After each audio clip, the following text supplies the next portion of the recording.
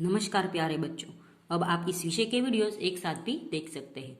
इसके लिए वीडियो के नीचे मेरी चैनल का नाम है, तो चैनल में जाके प्लेलिस्ट में जाएंगे तो इस विषय के वीडियोस एक साथ देख सकेंगे। तो बच्चों, पिछले वीडियो में हम सीख रहे थे हिंदी कक्षा 6 द्वितीय सत्र का पाठ नंबर 6 न्याय, उसका स्वाध्याय सीख रहे थे। स्वाध्याय में अगला प्रश्न है 3 कहानी की प्रमुख घटनाओं को इस क्रम में लिखो कि पूरी कहानी स्पष्ट हो सके। जैसे सबसे पहला है इराक में व्यापारी अली ख्वाजा के पास 1000 सोने की मोहरें इकट्ठा होना। तो हम दूसरा वाक्य लिखेंगे 500 मोहरें को तेल से भरे घड़े में रखना।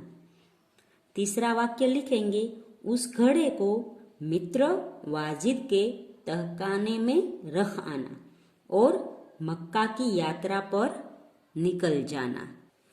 फिर 4 नंबर का वाक्य लिखेंगे जरूरत पड़ने पर वाजिद द्वारा घड़े में से तेल निकालना और मोहरों को चुरा लेना। फिर अगला वाक्य लिखेंगे अली ख्वाजा और वाजिद में झगड़ा, खलीफा से न्याय मांगना। फिर 5 नंबर का लिखेंगे खलीफा का भेष बदलकर नगर में निकलना और हसन का मिलना। फिर आगे का वाक्य लिखेंगे हसन द्वारा तेलियों को बुलाना और मोहरों की चोरी का पता चलना। और अंतिम वाक्य लिखेंगे अली ख्वाजा को मोहरें वापस मिलना और वाजिद को सजा। फिर आगे का प्रश्न है 4 नंबर का निम्नलिखित कहानी के चित्र एवं वाक्य उलट पुलट कर दिए हैं, उसको पढ़कर कहानी का निर्माण कीजिए और शीर्षक दीजिए। तो ये एक चूहे और शेर की कहानी है। तो ये चूहे और शेर की कहानी है, वो हमें पूरी लिखनी है। यहाँ चित्र है वो उलट पुलट करके दिए हैं। तो कहानी शुरू होगी। एक जंगल में एक शेर आराम से सो रहा था। शेर जहाँ सो रहा था उसके पास एक बिल था जिसमें एक चूहा रहता था। शेर को सोया हुआ देखकर चूहा उसके पास गया। वह शेर के शरीर पर चढ़ा और नाचने लगा। शेर की नींद खुल गई और उसने गुस्से से चूहे को पंजे में पकड़ लिया। चूहा रोते रोते बोला, कृपा करके मुझे छोड़ दो, किसी दिन मैं तुम्हारे मदद करूंगा। एक दिन एक शिकारी जंगल में शिकार करने आया। उसने सिंह का शिकार करने के लिए जाल बिछाया। जाल में फंसते ही शेर दहाड़ने लगा। उसकी दहाड़ सुनकर चूहा वहां आया। शेर को जाल में फंसा देख वह अपने साथियों को बुला लाया। उन्होंने जाल को काट डाला और शेर को जाल से छुड़ाया। इस तरह चूहे ने शेर को शिकारी से बचाया। उस दिन से शेर और चूहा मित्र बन गए और साथ में खेलने लगे। और शीर्षक है शेर और चूहा। आगे प्रश्न नंबर 5 निम्नलिखित वाक्यों में से क्रियावाचक शब्द ढूंढकर उदाहरण अनुसार वाक्य फिर से लिखिए। तो यहाँ पर है राधा ने संजीव को पत्र लिखा। तो क्रियापद क्या हुआ? पत्र लिखा। लिखना वो एक क्रिया हुई और इससे एक प्रश्नवाचक वाक्य बनेगा राधा ने किसको पत्र लिखा। तो यहाँ है राधा ने संजीव को पत्र लिखा। फिर यहाँ पर है अध्यापक ने बच्चों को कहानी सुनाई। तो क्रियावाचक शब्द होगा सुनाई और इससे प्रश्न बनेगा अध्यापक ने किसको कहानी सुनाई।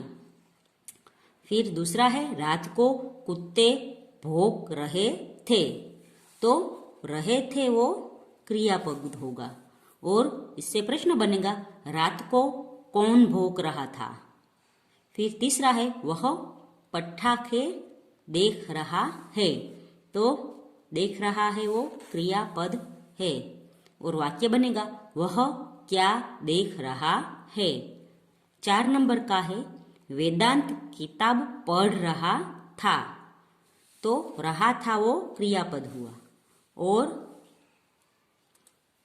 वेदांत क्या पढ़ रहा था वो प्रश्नवाचक वाक्य हुआ।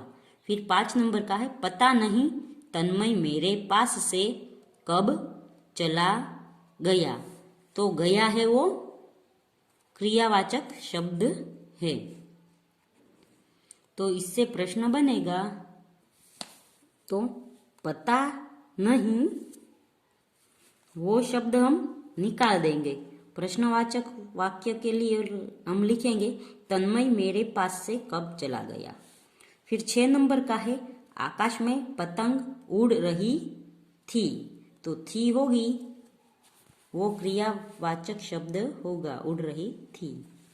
तो हम प्रश्नवाचक वाक्य बनाएंगे आकाश में क्या उड़ रहा था, अथवा ये भी बना सकते हैं पतंग कहाँ उड़ रही थी।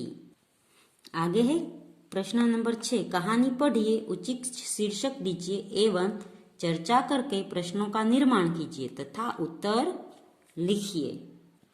तो ये एक प्रसंग है जो राजा कृष्णदेव राय जो विजय राजनगर के राजा थे उसके जीवन से लिया गया। और तेनालीराम है वो उसके मंत्री थे।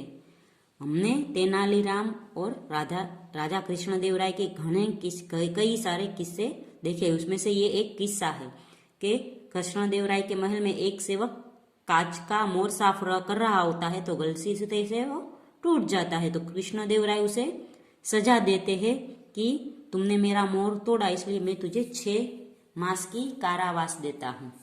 तो तेनालीराम को पता चलता है, तो वह एक दिन कृष्णदेव राय को बाल उद्यान की ओर ले जाते हैं। वहां सब बच्चे हैं वो खेल रहे हो, नाटक का खेल खेल रहे होते हैं।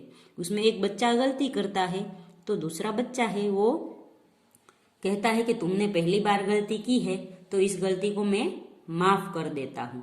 तो यही नाटक है वो राजभवन में भी दोहराने को कहता है। तब कृष्णदेव राय को पता चलता है कि हमें जब राजा बनाया गया तो हम भी न्याय ऐसे करें जैसे छोटे बच्चे करते हो। हमारा मन होता है निर्मल होना चाहिए जब हम न्याय करें तब।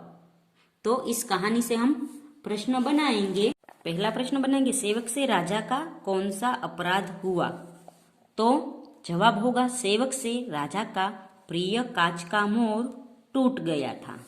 दूसरा प्रश्न होगा राजा ने सेवक को क्या सजा दी, तो उसका जवाब होगा राजा ने सेवक को 6 महीने के लिए कारागार में रहने की सजा दी।